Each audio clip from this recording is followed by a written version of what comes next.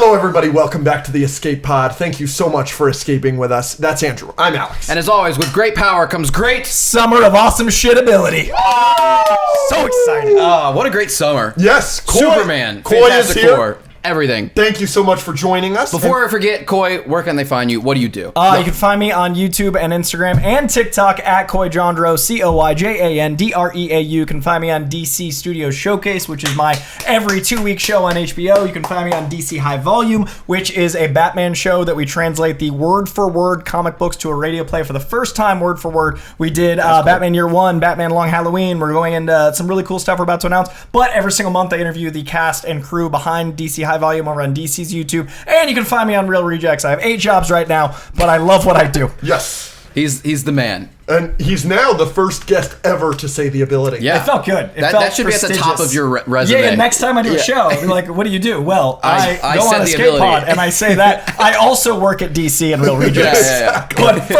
first of all, I tagline. Yes. So what are we doing today? We're gonna have a lot of fun. We've got a King of the Hill segment like we did last time, which was a lot of fun. You're the only person we've ever done a King of the Hill with. Oh, that's fun. So we're going 2 for 2 on that. We're gonna start with some general discussion, talk about the summer of awesome shit that Coy already alluded to, and then at the end of the episode, we do have a very fun, brand new segment.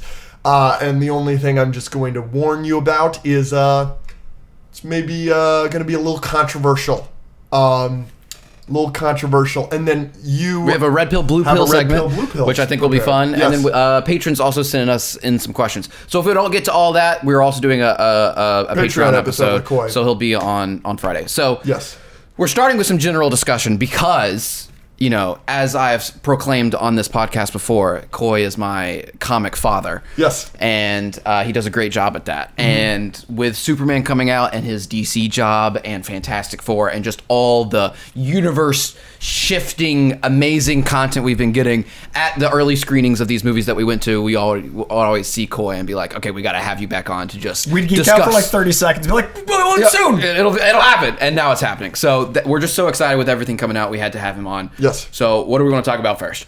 I feel like we got to talk about what came first. Let's just go into Superman. Mm-hmm. Obviously, you're at DC. Obviously, you know, it's a great movie. We all loved it here at this table. What are your thoughts? Or do you have any major positives that are more niche that you feel that not many people are talking about? Do you have any negatives that you want to specifically talk about? What are your general thoughts on Superman? And we'll debate you from there. I want to start with the spinner rack that started with this movie that I feel like not enough people are talking about because it's such a niche concept, but I think it's really bold that we're going from Superman, which is kindness is punk rock, which is in itself a strong thesis statement that a lot of superhero films I feel like haven't had. Mm-hmm. I think the specificity of this summer is something we need to admire. I think between Thunderbolts, Superman, Fantastic Four, going into Peacemaker, we're back to making them specific. We're back to having something to say, but that feels like a comic book spinner rack where we're going from Superman right into Peacemaker. We're going from a movie about kindness and hope and good to that character who is about like just white knuckling life and trying to find his moral compass.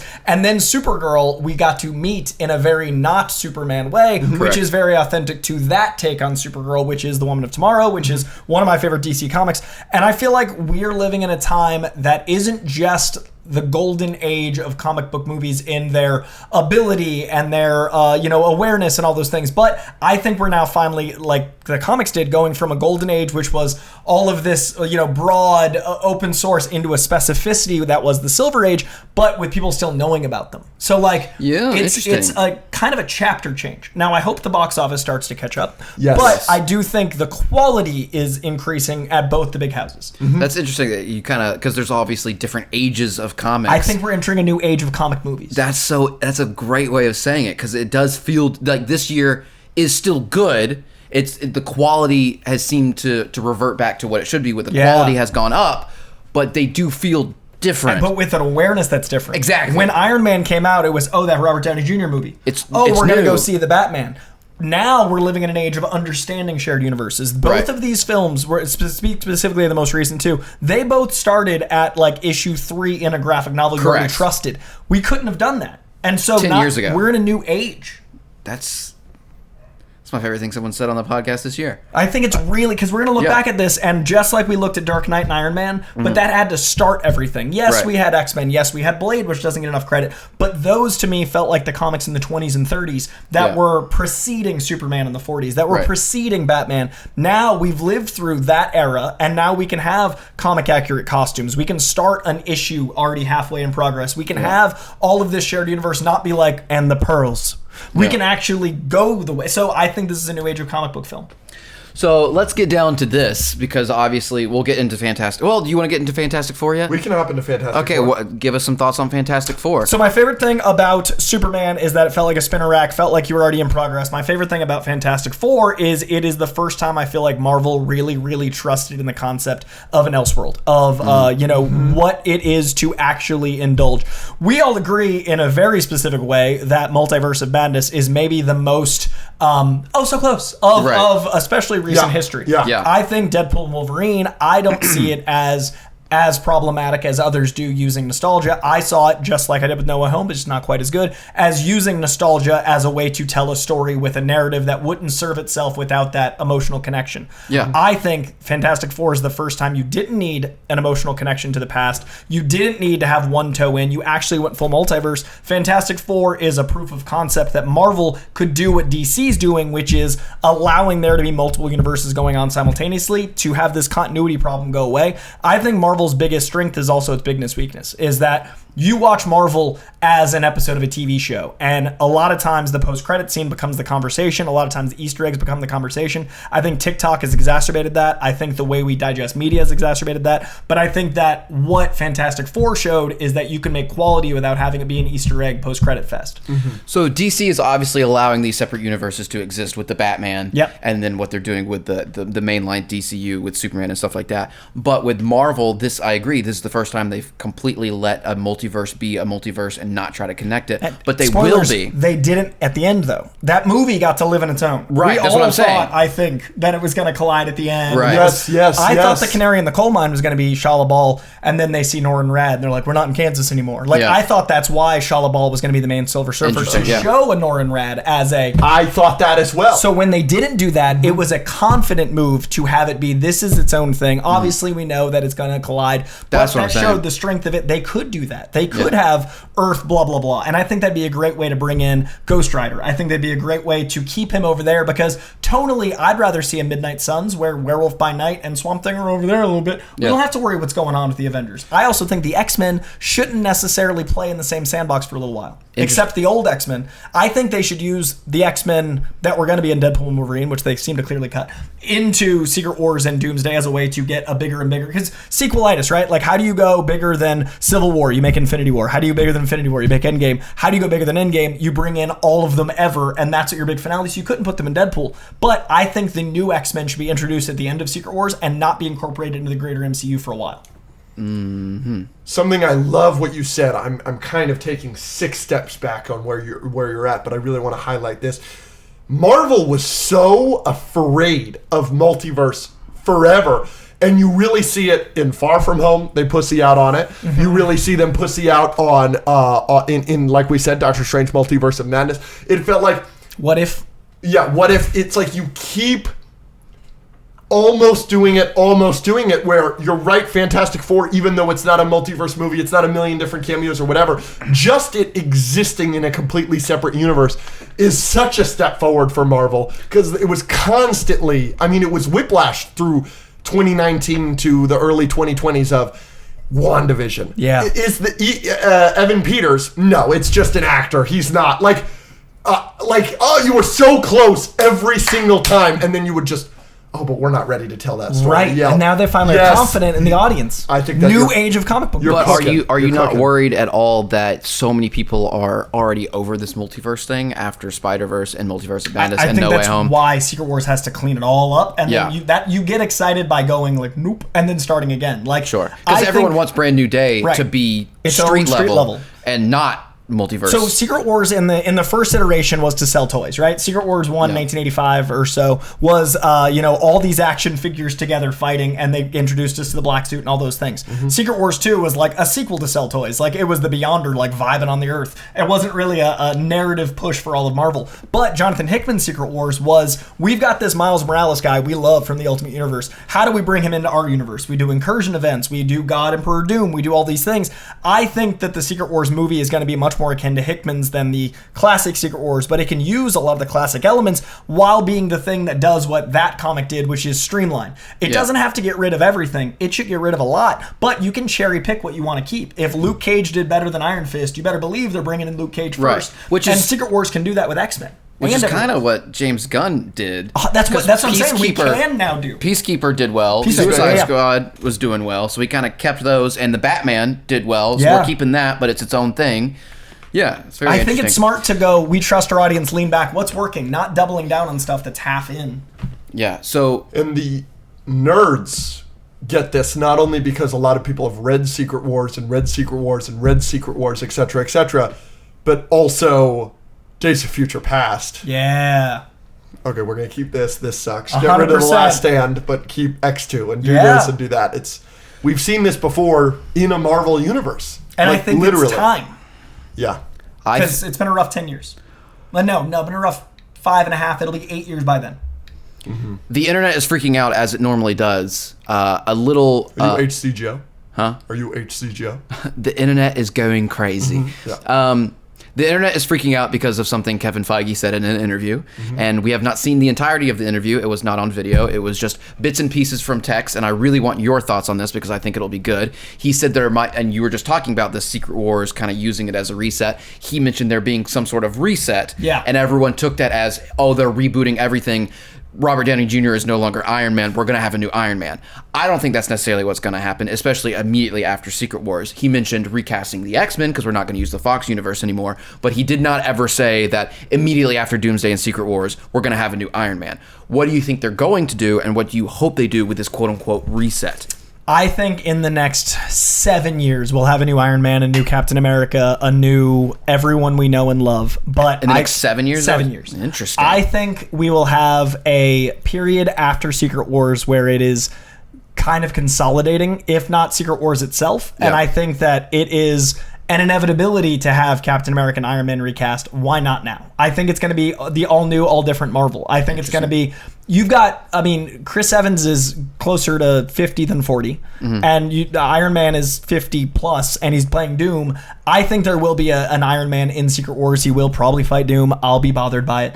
But it will be something that kind of allows us to have a new take on both those characters in the future, but I think they'll be smart, and they won't cast someone doing a Downey Jr. They'll play with the other elements of the character. Like, there is a broad archetypal character in Iron Man and Captain America we've only seen one very specific flavor of. I think you take Iron Man and you cast someone that is going to play on the old money, play on the less sardonic but more businessman. You cast a Jacob Elordi. You cast someone that reads a very different way, and you show that Iron Man is more multifaceted than that. You show Captain America as something that is a different take, but you do it in a long enough time after everything kind of recalibrates. You focus on X-Men and Fantastic Four for a while. You play the hits. Like, right now, Marvel is a band that has been popular for a really long time, and their newest album is about 50-50. And that new album is the least selling album as compared to the other albums, but it's still selling more than most anyone making music. That band needs to go, okay, we're making money, we're doing okay, but clearly not every single's hitting. What do? You do a tour, you play the hits, you remind people why you love them. You play Spider-Man, you play Fantastic Four, you play X-Men, and then you try your new sound out. You do your Meteora album in a little bit.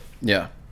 So give it some time after Secret Wars with the reset, with the characters that we have not gotten, because there's still a lot just in the X-Men, and you can focus on that and then eventually bring in some... like Black Panther 3, I think will be a new T'Challa. Interesting. I think we will get new characters after Secret Wars in the old regime, but I think they're going to be very careful about which ones they pick first. Damson Idris? I think so. I think so too. It's such a loud rumor that makes so much sense. Sometimes a rumor is so loud, you're like, Well, yeah. Yeah. Like, I think of a lot of the Superman casting. Like, all those names when they came out, I was like, that'd be perfect. Yep. I loved Nick Holt as Superman. And then when he was Lex Luthor, I was like, that makes more sense. And then it was amazing. I think Damson Idris reminds me of when I was hearing a lot of these casting rumors where I'm like, well, just do that. Yeah. So I think so. I think so too. And I think it'd be great. I think it would be great as well. And if it's post-Secret Wars, it doesn't feel as disrespectful. Because it's a new era. It's a new, Sure, it's yeah. a new world. If they focus on the reset and they focus on these new characters for a while, and it feels new and fresh for a minute, and then you give us those characters, Comics renumber. Like, it's something that's, like, when I go to the comic store, I understand that issue 12 might also be issue 767. Yeah. I get that. But the average consumer is overwhelmed by the 767, so you have to make it look like a number 12. Right. So I think you show your audience Damson Idris means you don't have to have watched Eyes of Wakanda, Black Panther, Wakanda Forever. And at the end of the day, 2008 was 17 years ago. At the end of the day, in 3 years, these movies are 2 decades old. People born when Iron Man came out can drive now. Yeah. They're not going to be interested in watching old movies. Yeah. Like when I was a kid, 80s movies were old.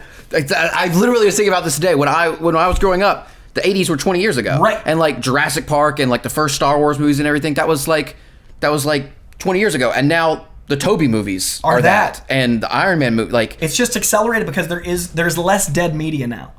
Like, nostalgia is a different thing for us because we're in a state of arrested development in some ways, and the way that we see media is always available. When we were growing up, you had to wait for TBS or TNT. When I was growing up... VHS. Yeah, we had this. We also had gaps in TV. Like, TV stopped at like 11 p.m. I'm old. Yeah. And so, like, there wasn't access to everything all the time, so it was a summer event when, like, Jaws came back on. It was a big moment when Independence Day was playing on USA. Now you can play it any time because of streamers, so it doesn't feel like those movies were 20 years ago because they're differently 20 years ago. Correct. But at the same time, they're still 20 years ago. Dude, you mentioned Iron Man being in Secret Wars. You think that might happen? Obviously, not an RDJ. Is that a multiverse Iron Man? Is that an Iron Man from our universe? How do you think Iron Man will be in Secret Wars? I think you hold your recasting for everyone but X-Men until later. I think Iron Man would be a Downey Jr. and it'll be a Downey Jr. It'll be an versus older Downey Jr. Yep, I agree with It'll this. be like, you know, the white bearded Downey Jr. and he'll be like old, and he'll be different multiverse. He obviously can't be ours. Right. He did. But Yes. I think Imagine they brought him back in our universe. That would be like so the shell of like the Vision scene in Endgame where it's like but I think there will be a combination of new X-Men and old X-Men. I think it's really smart to play on a goodbye to the Fox universe, even though it's again, but to me, Deadpool Wolverine was like gonna have them, and they were like, we need them for Secret Wars, and now we're gonna get them. I think it's gonna be fitting, but I think that also might lend what better post credit than a new X-Men team at the end. Yeah. We can start getting into some let's do games real quick. 2 questions real quick. One, just name 5 X-Men that you want in the new team. Storm, and I want her to get a solo movie first. Good. Roland Emmerich style, giant global Storm movie, like Yes. in all puns ways. Show her as an Omega. Cyclops actually gets to be a leader and gets an arc beyond I love Jean and I'm confused. And I don't like. I hate Wolverine. I hate Logan. I want to say those are the 2 I want in it. I don't want Wolverine. Correct. We agree. I would do a Wolverine series that takes place 1 season per decade, and then in the 4th or 5th season he catches up to our timeline, and then he's in a movie. And that Can we way, put COY in charge of everything, please? the amount, because that way you have the actor be ageless. That way, by the time you get in, we're emotionally connected to the new Wolverine. And that, I have emailed so many. Like, let me in. Let me. Why? In. Okay. So COY. Those are 2. Yeah. What else? Let me do things for Yes, you. please. I'll make art. We are the fans. We are your target audience. We want this too. COY. I'm not exclusive at DC House of Ideas. I'm available for all sorts of writers' rooms. God, I've boy. got a whole pitch, dude. I've got certain decades ideas. We'll talk more about that on the Patreon. He'll give us the whole pitch. You open. What do you open with? You open with Japan, feudal Japan, COY. and you do the Frank Miller. We'll talk about the COY. Patreon. The 4-issue Frank Miller run is your first my season, gosh. and then we'll talk about the Patreon run. Oh my god! And then long game, big twist, 3rd act, tune in the Patreon. You do a 70s Days of Future Past that uses clips from the show that have come out prior, and you loop it all in. So yeah, that's right. Time travel, use it right. You can write ahead. Anyway, I'm getting emotional. Those 2. Yep. I want God, I want a really good real Jean. I think that Jean and Cyclops are a duo. What I would do is I would have a solo Storm movie be a story of her claustrophobia. The idea of someone that fears being isolated becoming someone that owns the entire sky is such a powerful story. I want that, and then I want an actual romance. I want Notebook with Jean and Scott, and then I want them to come to a movie. So those are my three at the start. Okay. I want Nightcrawler to be someone that's introduced with the circus element as like a nice 20-minute chunk of the movie. Yeah. World that hates then fears them. We used to call carnies a slur.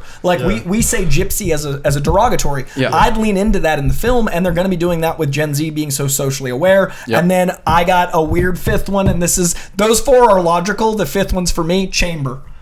I want Chamber so bad. I think if you want a Wolverine type without having Wolverine in it, you've got a guy that literally blew half his face off when his powers activated. He's this boiling energy of pubescence. What else says I don't know what to do with my body and myself, then instead of acne blowing your face off, have it be someone that speaks in like psionics. It's a very visually cinematic character. If he wasn't already Batman, I'd say Robert Pattinson would be a cool like that voice and that face and that movie star swag, but with no bottom jaw. Those are my fives.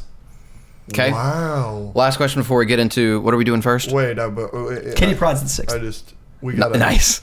We gotta talk. So, obviously, then you don't want one of the predominant rumors is that Sadie Sink will be playing Jean Grey in Spider-Man: Brand New Day. Obviously, you don't want that. If she has a solo movie with Scott, I'm cool with it. Like if we have Jean Grey get an arc and that she is a huge member of the X-Men and then we don't rush the Phoenix. I think it'd be amazing if Jean Grey gets introduced first, because Ultimate Spider-Man, there was a whole thing between the two of them and it was like kind of flirty, kind of not. But either way, Scott needs to be his own man, his own leader, and their relationship is so much more important than it's ever gotten the time to be. Yes. Like I feel like Jean Grey has been the source of pining. Like I haven't seen a relationship. I've seen the object of affection and then a strong character and a strong character. I've never felt that the one they are. X-Men 97 is the closest we've ever gotten 100%. to it in media, and it's still, 60%? Yeah. Like, it's got so much potential to be more. Because That's our best Scott, though. that is, I agree. Of any of them. I love Ty, and I think James Marsden is one of the most slept on. He's somehow in everything and slept on. Yeah. But I feel like Scott in that actually got to be a leader, and he got to be a tactician. And we need to see that his superpower isn't just his optic beams, it's his mind. Yes. Like the trigonometry in his mind at to all hit times. Angles in this. I do trust the MCU to do that, though. The MCU I trust Kevin Feige's love and obsession with X-Men. Correct. Because I do think they usually do stuff like that where I'm like, oh, yeah. I think we're getting the Jim Lee suits. Yeah, that would be sick. Because I feel like Hugh Jackman in 2000 was on set, and then Kevin Feige's like, fix the hair. 25 years later, it's going to be like blue, yellow. Okay. Yeah. I think that's what's coming. I would either do a version where the 5 original X-Men are who we scout plus the giant size X-Men characters like your Storm, your Nightcrawler, your Colossus, and have it be an introduction of like 9 characters. Guardian showed us we can do that.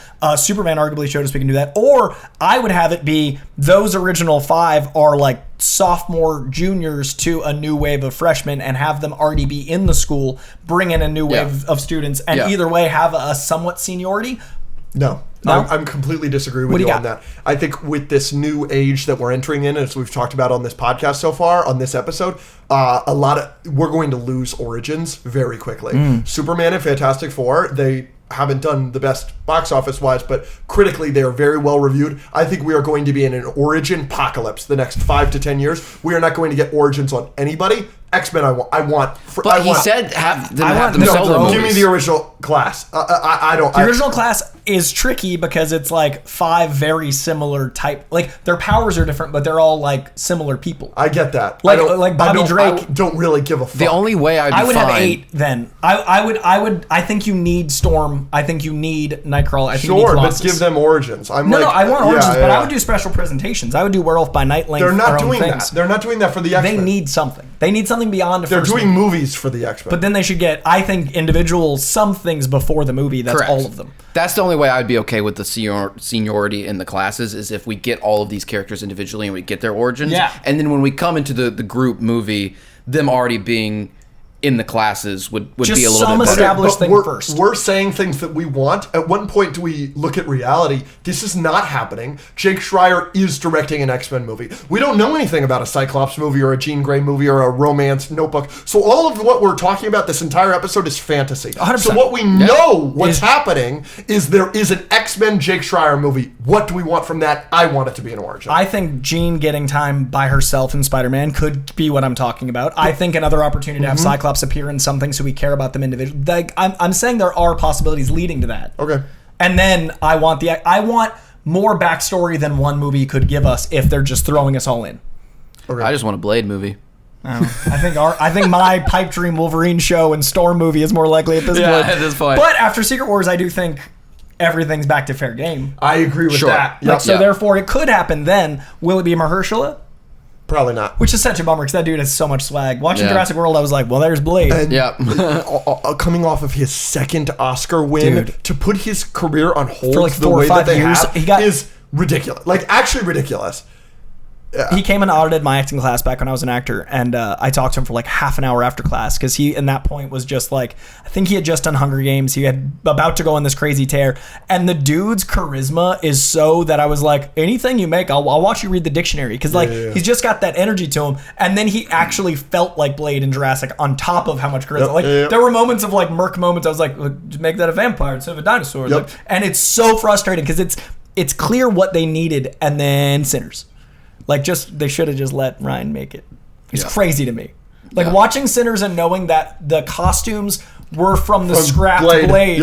And, Brutal. like, everything from that film just should have been Blade. But I'm glad Sinners exists. Like, it's Sinners is great. But yeah, I'm with you on every. I mean, even, we talked about it. We were talking about our favorite after credit scenes in Marvel history. Just the line read of, "Are you sure about that, Mr. Whitman?" It's so Blade, it's so perfect, it's so good, and that's all we'll ever probably get from him, which is terrible. Yeah, it's such a shame, and that's why Secret Wars kind of has to clean up. Like Harry Styles and fucking the guy from Ted Lasso, like they got to clean up, which is a shame because like I wanted to see all of that. Yeah, but it was just too much. It was too much, and it was there wasn't a 10-year plan that could work without everything lining up exactly right, and then life variables got in the way. Yeah, I feel like there's not nearly like whatever the second Marvel book is going to be should be acknowledging a pandemic and characters literally having a virus in one of their shows and like scheduling things and then like a strike and all these variables outside of Marvel's control. And meanwhile, the internet's just like, wow, Marvel fell off. And I was like, they had a 10-year plan and no other studio did to the same scale. That's why you're not seeing the cracks as big as you see at Marvel. No one else was trying to make like a tapestry. Everyone else was making movies. Well, I sing Kevin Feige's praises on this show every day. I really do think he is like one of the greatest minds that we've ever had in entertainment, and I think that shows. But I do think one of his big missteps is underestimating the amount of luck that was involved in the Infinity Saga. How lucky they were on so many different things where they didn't get any of that luck in post Endgame. Yeah. And it's they needed to be as lucky, if not more lucky because they had there's more projects in phase 4 than there were in the previous 3 phases combined. Like, so you do that, you need to be even more lucky, and then they just were, you didn't have something. What's the worst controversy that the MCU had in the Infinity Saga? I don't know. Nothing compared to what you dealt with Jonathan Majors. Obviously, this isn't a controversy, but the loss of Chadwick Boseman is obviously one of the worst things to happen in any franchise ever. But, like, it's just, you had misstep after misstep after misstep because you just weren't as lucky as you were in the previous 10 years. And I think we'll look back in 30 years with that kind of like disappointed removal, but right now there's like this animosity that I don't understand. It's like a vitriol. It's like when the Patriots won their 3rd Super Bowl. Yeah. You wanted, I was a Pats fan. Yeah. You wanted to hate them. Like it becomes popular to hate on the thing that's doing well. Yeah. And I think that's what we're living right now. And it sucks to see anyone celebrate art not doing as well. Correct. Like, that kills me. COY, just phenomenal. I just don't understand that action in someone's mind to go like, rah, that thing failed. Like thousands of artists gave you art and you're celebrating when it doesn't do well. Like that's what I'll never condone. And it's a lot of those people are artists. Yeah. That the MCU isn't art. It's the they're typists. They're using AI to type. They're typists. They're stenographers. Thinking that they're making something creative by copying others. Like the average new wave artist that's making these little videos going like, well, this is what I'd do. They're typists. Like I will never condone a stenographer calling themselves an artist. It's embarrassing. And that's what I fear is coming is like, we're gonna see a wave, not in the next 3 years, but in the next 5, where we're gonna get really incredible looking AI, and it's going to be all of the fan fetish stuff that they've always dreamed of, but it's going to be just copying the real art, and they're going to say, well, this is what we could have done. And that's, I think, the next wave of like YouTube problem. I think the current wave of YouTube issue of making the little like cry face on Brie Larson and like ranting about woke and all this stuff is really popular and profitable. I think the next thing, and I'm so glad YouTube is taking down monetization from AI. Yes! I think the next thing is actively going to be those people making those things they wanted and it proliferating into people that can't tell the difference. Like I'm afraid of right now that bunny on the trampoline video is today. Yeah. And that means in a year it's going to be and insane. then in 5 years it's going to be like feature length. Yeah. So like that's what worries me Maybe about just the type next something wave. in and it'll and come. then it's going to just create it. And then that's so exponential. Yes. So that's what I'm worried That about is scary. with comic book media is people that have fanfic that they turn into art. That isn't art. Sutara's going to be everywhere, Andrew. I will burn the internet to the ground. What's Sutara? Zuko and Katara and Avatar, people ship them. Okay. It's probably my least favorite thing that has ever come from this earth, and I fight it every day. Yeah. So yeah, I'm not looking forward to that. That's what's coming. That's what I'm afraid of most. Yeah. I'm hoping that it's because it's cheap right now and it's trendy right now. I'm hoping that, you know, AI takes so much power and it takes so much water and this and that regulations have to happen. The regulations have to happen, and then like we're really in threat of like actual real rolling blackouts in cities and this and that. Like I'm hoping that the effect is just not worth the ChatGPT helping you with your homework. Yeah. Like I'm hoping that we get regulations not because preservation of art, which is why I want it, but it's because like just monetarily it's bad. Yeah. You know, that's Yeah. what I'm hoping for. And that, you know, the government, not that we should be trusting anybody in regulations I know. in this economy. I know, but I'm just hoping that it's like a out of like necessity. Like, oh yeah, like Chicago cannot black out because this many students needed to write essays. I like that nihilistic optimism. I just that's what I'm hoping for, personally. I do think because you said, you know, people are enjoying hating on the MCU and art or whatever, and I do feel like, maybe it's just me, but I do feel like this general sense, which is one of the reasons we're doing this episode, is that this year people are, even though, like you said, hopefully the box office will start reflecting the art's quality. Correct, reflecting this, but like I do feel, I mean, we had in our group chat this morning some of our roommates who this isn't their job, but they messaged in the group chat and they're like, even one of them was like, I hate using this word, but it does feel like we're kind of back. I was like, I agree. I think that's overused, but like this is the most excited I've been. And if people like who don't even do this as a job are starting to notice, it does seem like hopefully there is some sort of shift if we can keep this momentum going, that people are ready and willing to be happy about stuff. Spider-Man ending the summer, and like August feels, I know it's still summer, but like the end of the summer wave, Spider-Man starting production so publicly does give me hope for the future, because I do think it'll be the Spider-Man, X-Men, all that as like the forefront. My concern is, and I've said this on 3 shows, if you know me, I'm sorry if it sounds redundant, but no one's talking about the macro of the box office in general. Everyone's focusing on the micro of the superhero box office because it's so popular to hate on it. When you zoom out, this is the first Jurassic World that's not going to clear $1 billion. Yeah. This is the first, like Minecraft got 50,000 away from clearing $1 billion, and Neza 2 got $2 billion because of the Chinese audience. And I think only one film, Lilo and Stitch, got $1 billion that included the American audience. When you look at the box office, China used to be like 300 million of Venom, and it used to be this huge amount for Infinity War. And then Spider-Man did it without much China influence, but now we needed that to clear these giant markers, and we're looking at $1 billion as success when we've only ever had like 35 movies make $1 billion, but everyone sees that as the marker. We need to recalibrate what the shallow end of the pool, like we're doing okay treading water line is, because it's not $1 billion.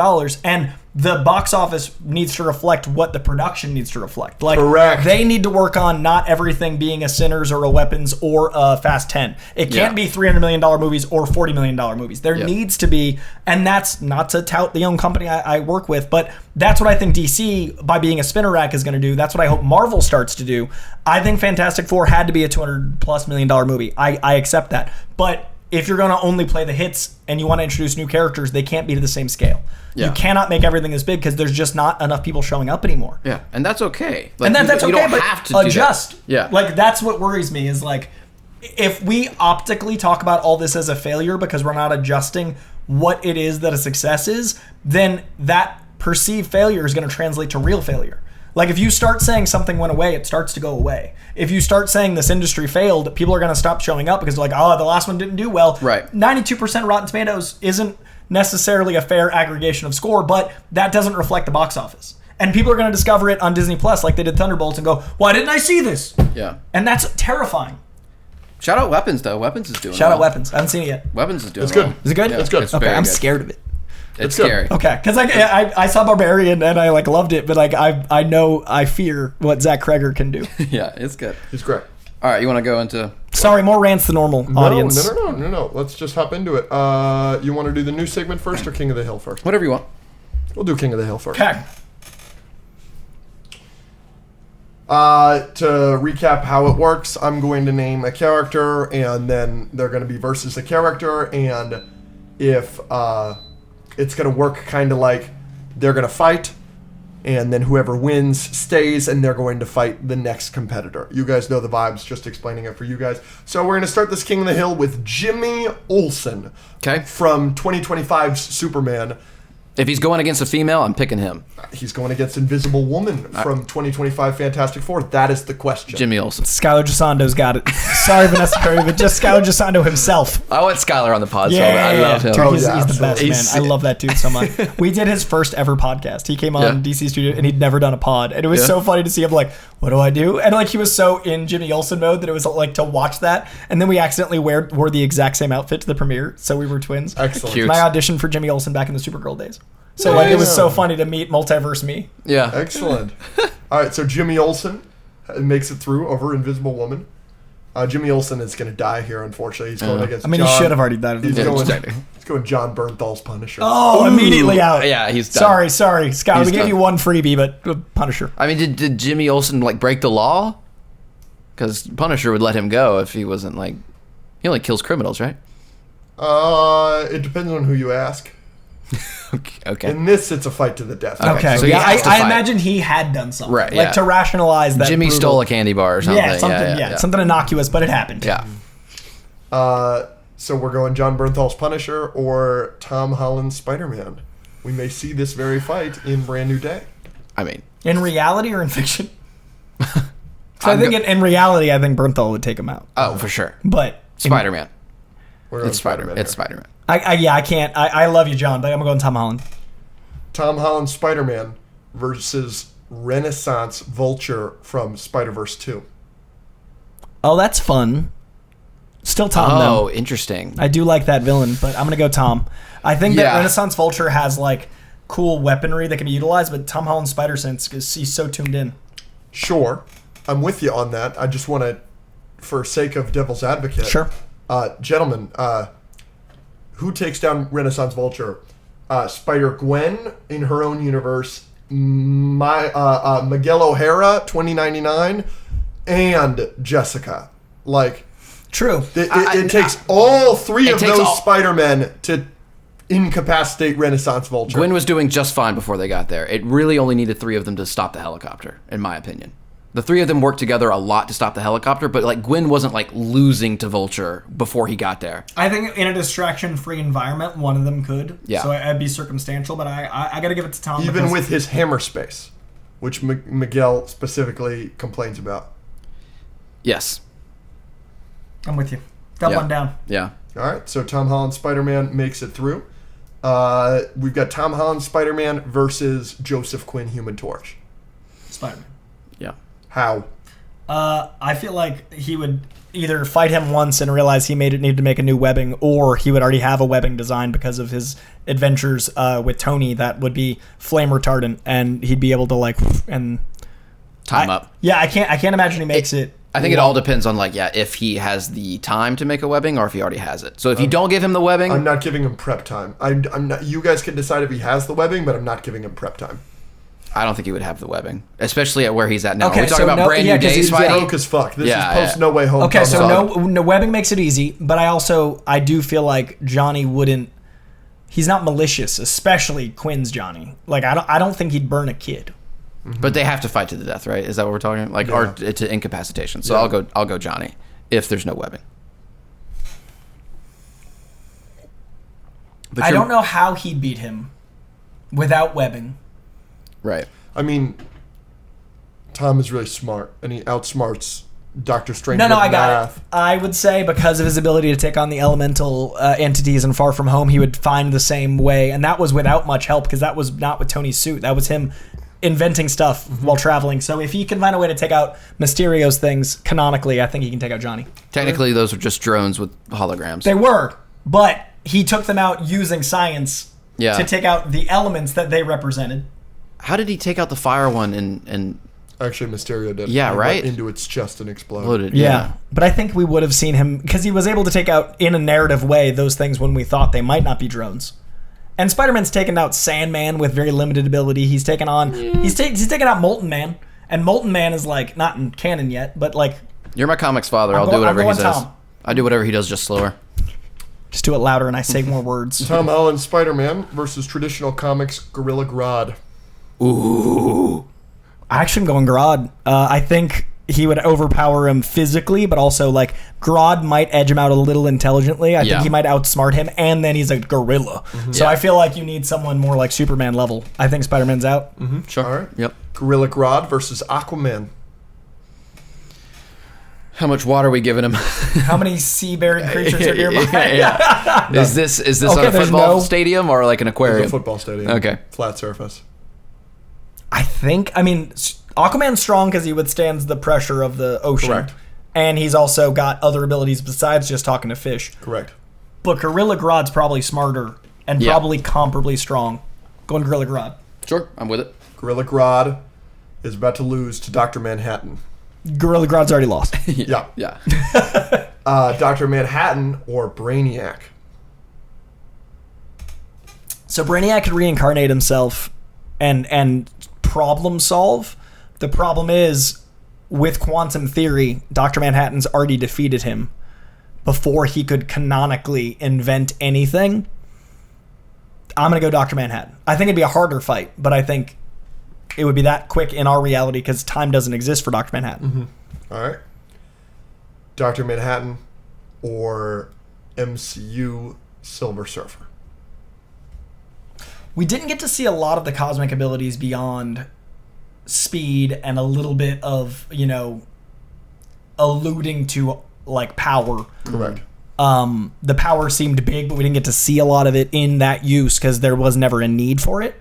But I would assume Dr. Manhattan would take out any power cosmic because of the level of, molecular adjustment he could do. So Manhattan. My argument is I think that we clearly see Galactus is much more powerful than Shalabal, Silver Surfer in Fantastic Four, and I think Dr. Manhattan beats Galactus in that movie. Here we go. Dr. Manhattan again versus Norrin Rad, Silver Surfer. I'll give you peak comics iteration. I think the King in Black era, Silver Surfer Black, that Silver Surfer, which I think of as peak, takes out Dr. Manhattan. Because how the use of weaponized black holes and the use of the power cosmic to actually manipulate time and reality, he might actually be able to go back to before Dr. Manhattan existed. And I think Dr. Manhattan, I think of him canonically as a forward vector in time. I don't think of him as something that can precede his own invention in nature, whereas I think of the power cosmic in its peak as being able to supersede reality. So I'm going to go for Silver Surfer. Love it. Nova, the next herald of Galactus after Norrin Rad. Dr. Manhattan. I think Nova's... it's Silver Surfer.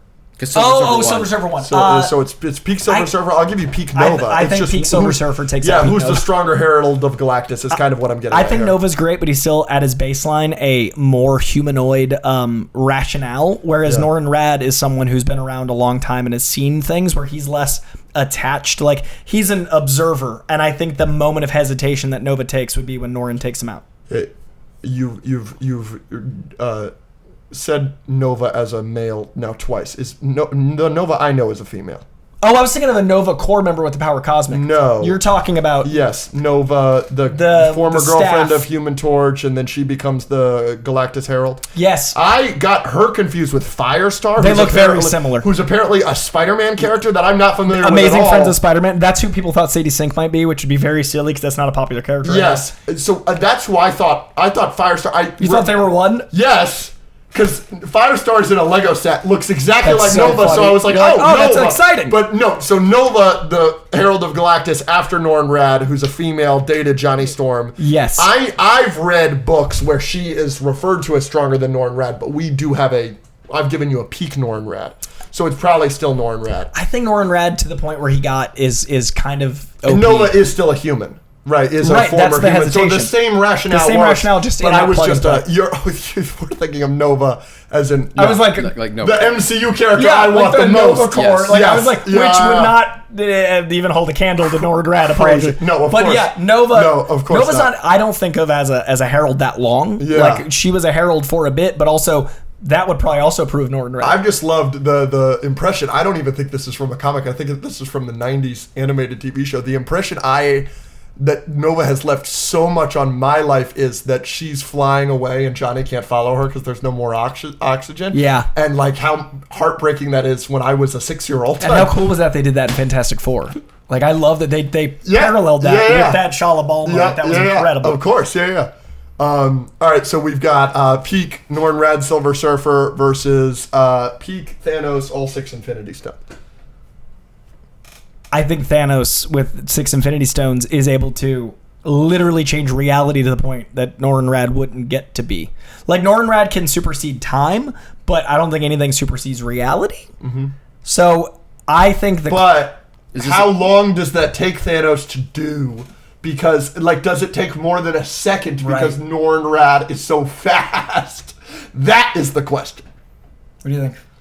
We're obviously doing not MCU Thanos. This is No, comics man, Thanos. peak comics because Thanos. MCU Thanos with the Infinity Gauntlet isn't doing jack. Yeah, we've seen Because our Holy He Trinity. gets blitzed by Thor with Stormbreaker, Yeah, who would have lost 5 people ago. Right, Yeah. exactly. Yeah, I guess it just depends on, like, what beats what. Does time beat reality, or does reality beat time? And I think of reality as beating time. Sure.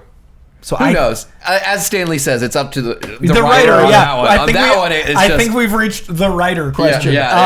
I would say, actually, you know what? I want more respect to Norrin Rad. I'm gonna give Norrin Rad just because I feel like the internet needs more Norrin Rad. Norrin Rad or Infinity Ultron. Talking about specifically the what if Infinity version. Ultron, I think, would get rid of all of the flaws of Thanos. Like, he's a supercomputer. Yeah, and he so he's processes. faster and this so and that. I'm gonna go Infinity Ultron because he's all of the OP. There we go. And we already know the answer to this question. It's Infinity Ultron, or is it Mr. Mistleplittlet?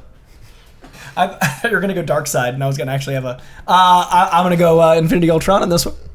Are you crazy? No, a fifth dimensional imp. I'm Mr. Yeah, exactly. Thank you. Thank you Fifth so dimensional much. imps are going to be really fascinating. Like, now that the Superman movie has introduced the concept of them, Yes. I do feel like a Mixie-Plitalik will be a factor, but not an antagonist, because you couldn't really have like Correct. You know what I mean? He's just going to be an annoying character. Yeah. You know how I feel about Man of Steel, right? Yeah, One of yeah. my least favorite movies of all time, if not my least favorite, right? So my thought process always for a sequel to Man of Steel with super serious and upset and sad Henry Cavill Superman was Mr. Mixoplitlet, played by either Jim Parsons, Sheldon Cooper from Big Bang Theory, or Rainn Wilson, Dwight Schrute from The Office. Like, get the most good, annoying Yes. actor. Him as Mr. Mixoplitlet, and it's like the most earth-shatteringly sad and awful things are happening to Henry Cavill Clark Kent. Lex Luthor has captured Lois Lane, he's gonna kill her, whatever, and Mr. Mixoplitlet hops in, your flying's gone, and he's gotta like walk there and just aggravate Henry Cavill to the point where it breaks him, and he's just a happy guy now. That was always my pitch for Man of Steel 2. I love the idea that we get to Justice League 2, and it was going to be that, like, she's pregnant with Bruce Wayne, Yes. and then he pops up, and he's like, Yes. congratulations, Clark. Yes. He's like... Yes. And he snaps his fingers, and now you've got Henry Cavill Superman is frustrated, and he's just required to be the father that stepped up. Like, he's just the stepfather to Like an Elseworld spinoff. Yes. Watch it. Yes. That's always what I wanted. I, in the DCU, would love to see Alan Tudyk as Mxyzptlk. Yeah. He's only been a voice so far. Yeah. We haven't Yeah. seen physical Alan Tudyk. I would love that. I Or love Jim that. Carrey. Jim Carrey. Oh would be my good. gosh, yeah. Jim Carrey. Like Sonic comeback Jim Carrey. But I think we're getting the imps because James Gunn is such a Batman fan. and he's I was about to yeah.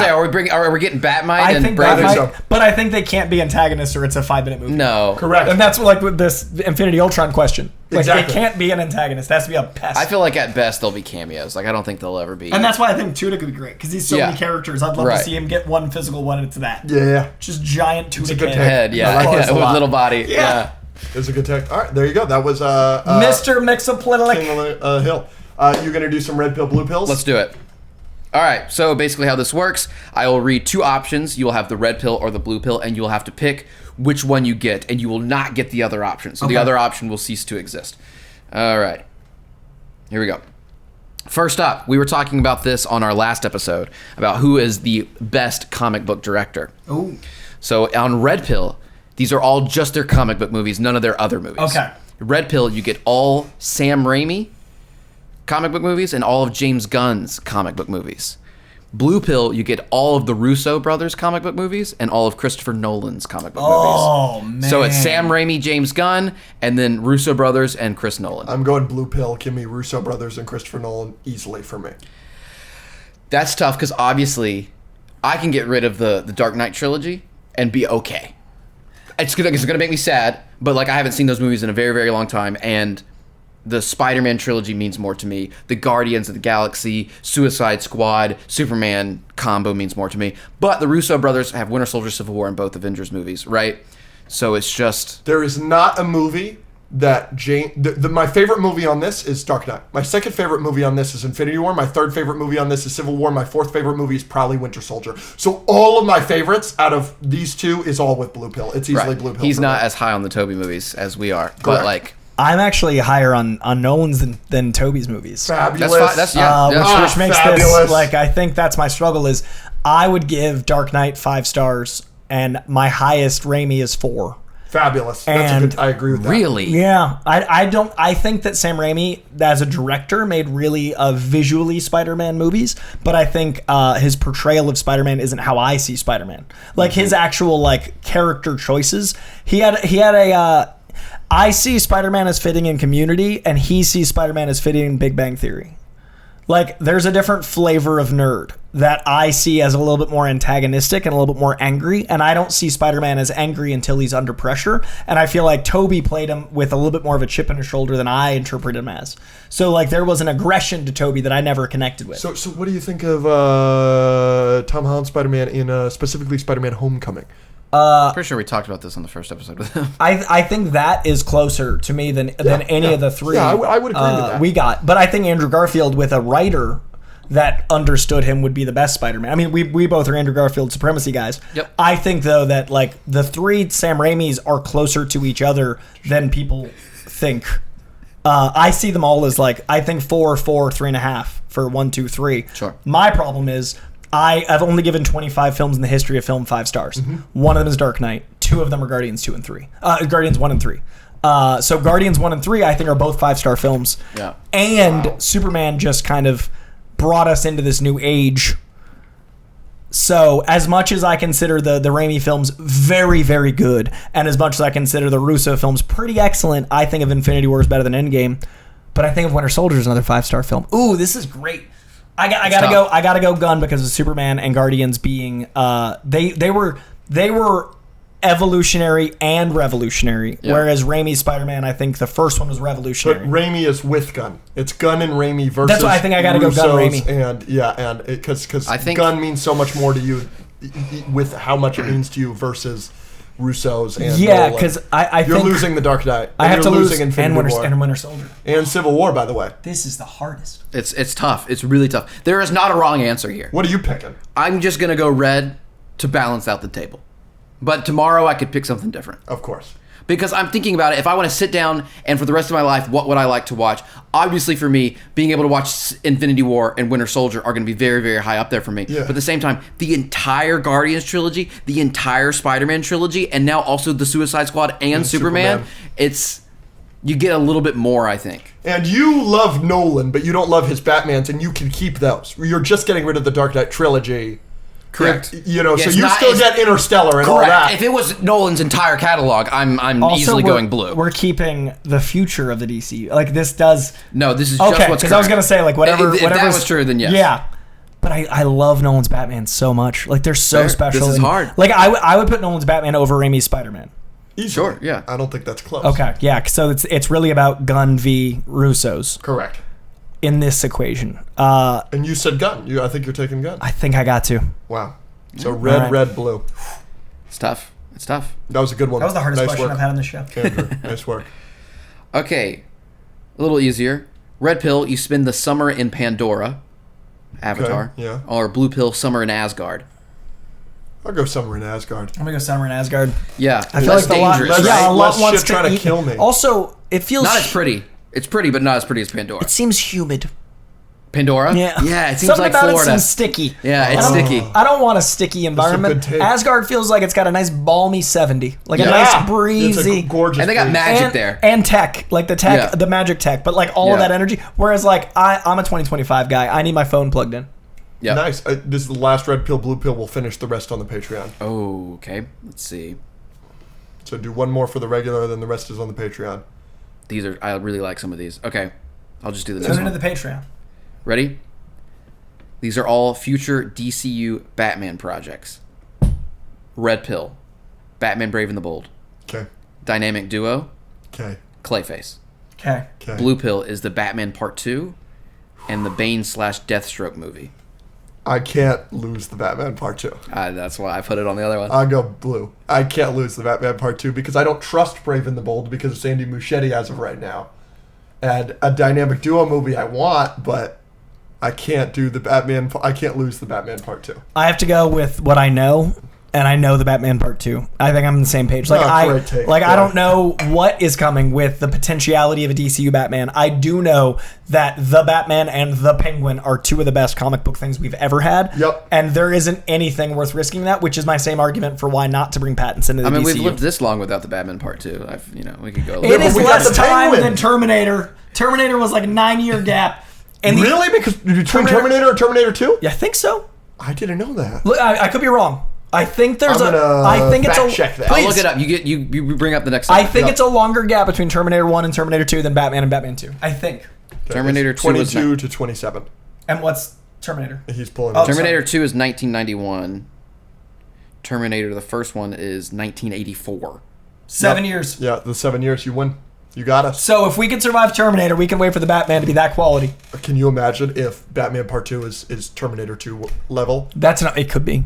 You know, Matt Reeves' second movie in the Apes franchise is one of my favorite movies of all It's so time. good. And if he took this long to write it, he knew the stakes. And like Mattson Tomlin on it, like I have so much faith in the Batman too. Yeah, me too. Oh, love it. All right. All right. We're going to do 3 from my new segment, and then we'll do the rest the of new these game. on the Patreon. Okay, great. There's a new segment never before done on the podcast. We will also answer all of the patrons' questions, so we'll do like a Q&A. Correct. The Patreon episode with COY, which would have already come out this past Friday, will be awesome. Great. All right.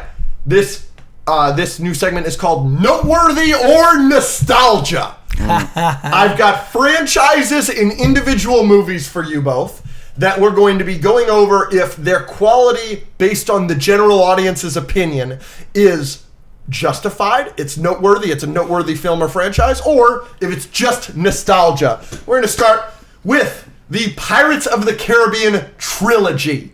The original, Dead Man's Chest, and At World's End. Is it just nostalgia that it's beloved right now online? Or is Davy Jones really that guy? Noteworthy. I would, All nostalgia. You guys are out of your mind. No. You guys are out of your mind. I will double down and say... Don't you say the first one is like one of your favorite movies ever? First one is one of my top 15 favorite movies ever. The sequel sucks, and the third one is even worse. Third one's my favorite of the three. Yeah, of course. I can't believe this. I just can't believe this. I would argue that the trilogy of Pirates is the way we ended up getting the budgets that allowed for the Marvel and DC movies of today. I don't care. I don't care about its because impact. they were that good. No! Because they were so good, people went back and saw them again. Those movies feel like a roller coaster ride. I don't even like amusement park rides anymore because I get vertigo. And I watch those movies to get the feeling I think people get from Disney. Those movies are swashbuckling. They're not. They've got incredible chemistry. They get so in their own heads about the lore and the garbage. Davy Jones. I agree with you on that. So then I can't believe you're saying this isn't. I think they delve too much into the weird. My dad is part of this boat and can't ever leave, and now I'm standing in a bucket of water and I gotta stab the heart. I think all of that is a little bit too much. There's a little bit of that in the first movie, but it doesn't bog it down. I do think the second and third movie gets bogged down by that, but you also still get the rolling wheel. It's got better CGI than movies today. Oh, who cares? Like, I get it. I watch a movie, I want it to look good. Okay, it looks great. But, like, you got the first movie is Ghost Pirates. Very simple. Okay, the second movie is, this guy is the Grim Reaper of the seas, but he's also kind of not because he kind of kills at will. And then you also have a Kraken that he controls. And, Jack Sparrow owes him a debt because he died. And then, by the way, at the end of this movie, Jack Sparrow does die, and they need to bring him back to life from his world of white and crabs. Where he licks a rock. And the way they bring him back to life is flipping the boat. Yeah. And then also, Elizabeth Swann is now the pirate captain, and then the bad guy is Davy Jones, but it's also the British Empire. And, by the way, the sea witchcraft lady, which is very common in pirate lore from the last movie. Yeah, turns out she's the goddess of the seas and the ex-girlfriend of Davy Jones. This is exhausting. What you just said, if you turned bass up to treble, would be my experience of that positively, because all of those things are amazing. I just think that old school sea lore is that. If you read like sea shanties and go through that journey, that is, you're trapped on a boat, you're making up weird, crazy stuff. You've got scurvy, you're having a weird time. That is what these stories are based off of. And then they made it entertaining and invigorating, and the chemistry was good, the acting was great. Before like all of these actors got into their own career journeys, that brought us a crazy Orlando Bloom and like peak almost Carrie Elway's like perfect princess brideness, the most beautiful woman I'd ever seen in the incredible Elizabeth Swann. Johnny Depp's intro in each one of those movies are three of the best introductions in that era movies. No, the first one is incredible. Oh, when he comes off the ship and just walks on the thing. Yes, incredible. And then the second one is good with him breaking out of the genius. thing. And then the third one, he literally comes back from like a Hunter S. Thompson-esque drug that is trip. Stupid. That is bad. Third one's my favorite because the underworld in that is a fascinating commentary on the way people see religion. No. Love all three. Noteworthy. No, I'm furious. I can't believe you said Noteworthy. I love the Pirates movies. There's still Pirates of the Caribbean. It's still Pirates of the Caribbean. I do need to watch it again. I'm furious. They're bangers. They're so good. All right. I do remember watching like the fifth one or whatever it was, and everyone was talking about how terrible it was. I watched like the first 40 minutes of it on a plane, and I was like, this is really fun. No, the fifth one is fun. The fifth one is fun. I can't stop them when they're on. If a Pirates movie comes on, my day's ruined because my schedule's fucked. I will not be able to leave it. It is what I'm doing. We'll watch the Pirates movies. Yeah. We'll binge them here. Patreon, we're gonna binge 5. Yeah. 15 hours. Patreon movie night, baby. We'll do one more, and we're just gonna do an individual movie, and then I've got several more franchises, and then several more movies. This is gonna be an easy one. We're gonna end off on Noteworthy or Nostalgia. Jurassic Park, the original. Park? Yeah, Noteworthy. One of the greatest films of all time. In the history, like it's one of my 5-star films. Yeah, like, it holds up an insane amount. Better. Yeah. It's like, I can't imagine being an adult and watching that. Having lived through the 70s and 80s, to have been an adult in 93 and gotten to be like, oh, they just brought back dinosaurs. Yeah. Like, we watch it now, and I was like, how did they film dinosaurs? Yeah. But we have CGI to the level where, like, our suspension of disbelief has changed. Can you imagine in that year seeing that movie? I can't even imagine. But what you're describing right now is kind of nostalgia. I want to preface the movie's actual format. I saw Jurassic Park for the first time when I was like 16 years old, when I had already good CGI. Jurassic World had already come out where the CGI for the dinosaurs looks significantly better. It doesn't matter. It's one of the best films ever made. The sense I of watched it again last night. It's a masterpiece. Every character has a great arc. Yep. Every single person knows exactly the movie they're in, which doesn't always happen to the Correct. blockbusters. The sense music. of awe and wonder, the music and visuals tying in together to give you an actual feeling of awe, and it actually has something to say. We started Correct. this episode to put a bookend on this because I love a bookend. This episode started with comic book movies being about something again. I think Jurassic Park is one of the most about something blockbusters, and the irony of us not learning the lessons then, and some of the movies are reflecting that lesson not learned now, is very funny. I liked the newest Jurassic World more than the other three. Me too. I think it's the best Jurassic World, which is still not as good as the worst Jurassic Park. Disagree with that statement. I think it's right under 3. No, I can't get over Alan. Oh, that's why that puts it just over. Alan! It is the craziest thing to do in a movie. When you're watching a movie and you're like, okay, we're going on a ride, everything's very serious, and the most serious character in the whole franchise has a fucking fever dream where a raptor goes, Alan! And they're just like, keep it. Steven, You gotta love the balls. It's so crazy. The rest of the movie does no tonal. No, there's nothing like that in the rest of the movie. And that's why it's so much worse. No, I love that you're watching a movie, you're like, yes, Jurassic Park. Yeah. And you're like, while we're here. It's like a SpongeBob cut. Well, if you enjoyed our Yap Fest, because we know this was a lot of yapping and a lot less games than usual, maybe you'll enjoy all the games we play on the Patreon, and we'll be talking about Spider-Man Brand New Day. Thank you so much for coming on, COY. We'll see you on the Patreon.